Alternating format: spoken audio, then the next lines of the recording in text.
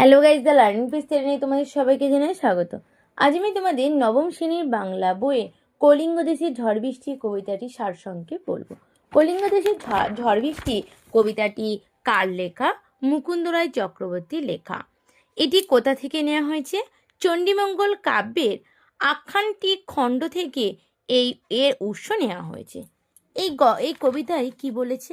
কলিঙ্গ দেশে কলিঙ্গ একটা দেশের নাম বলছে, সেখানে আকাশের ভয়াবহ মেঘের ছায়া, সেখানে ভয়ঙ্কর মেঘের ছায়া, মেঘের ঘটার চতুর্দিক অন্ধকারচ্ছন্ন, অন্ধকারের গাঢ়তা বুঝি কলিঙ্গবাসীদের চোখে আলো কেড়ে নিয়েছে।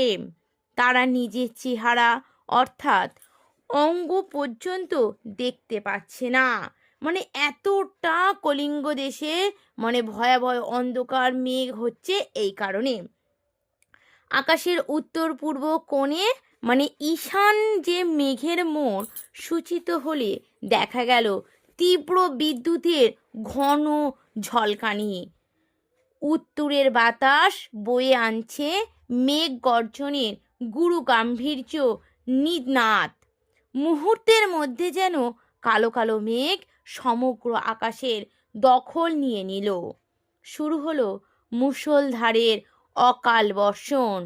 সারা কলিঙ্গ দেশ সুতীক্ষ্ণ মেঘ গর্জনে কম্পিত হয়ে চলেছে।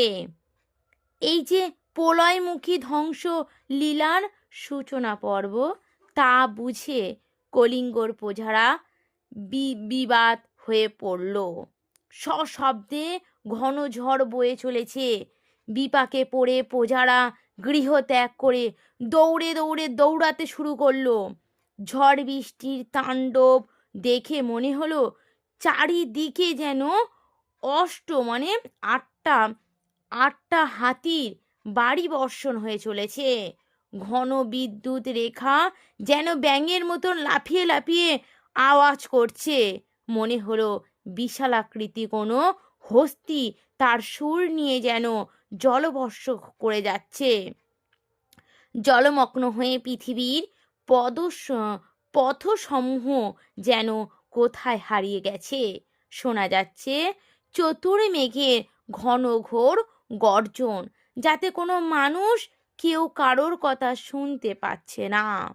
দিন রাত্রের সীমারেখা মুছে গেছে। বিপদ থেকে পরিত্রাণ পেতে কলিঙ্গর প্রজারা ঋষি জৈমিনীকে একান্তই মনে স্মরণ করে চলছে। কর্ণপাত করে কেবল হুড় হুড় দূর দূর ঝড়ঝড় শব্দ শোনা যাচ্ছে। কেউ কোনোভাবে একটু আলো দেখতে পাচ্ছে না। বিরলবাসী সর্পকুলগত ত্যাগ করে জলে ভেসে বেড়াচ্ছে। সমগ্র কলিঙ্গ যেন জলস্থলে একাকার হয়ে পড়েছে। ক্রমাগত 7 দিন ধরে নিরন্তর বৃষ্টি হয়ে চলছে। শস্যের দফারফা হওয়ার সঙ্গে মানুষের ঘরবাড়িও ভেসে যাচ্ছে। গৃহে চাল ভেদ সিল্ক পড়তে থাকে মেঝেতে। মনে হয় যেন ভাদ্রের পাকা তাল এসে আছড়ে পড়েছে। দেবী চণ্ডীর আদেশে বীর হনুমান বুঝি সব কিছু তছনছ করে দেন। সেই জন্য মঠ অট্টালিকা সব ভেঙে খান খান হয়ে যেতে থাকে। চারিদিক বয়ে যাচ্ছে ঢেউয়ে পর্বতের মতন বিশাল। তার তাড়নায় ঘরগুলো যেন টলমল করে থাকছে। দেবী চণ্ডীর আদেশে নদ নদী যেন উথাল পাথাল করছে।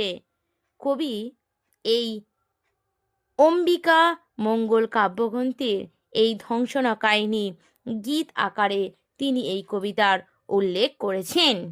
এটাই তোমাদের ছিল আজকে বিষয়বস্তু। তোমাদের আমি পরের দিন লাইন সহ বলে দেবো। যদি তোমাদের ভিডিওটা ভালো লেগে থাকে, একটা সাবস্ক্রাইব, লাইক আর কমেন্ট করে জানাবে কিন্তু।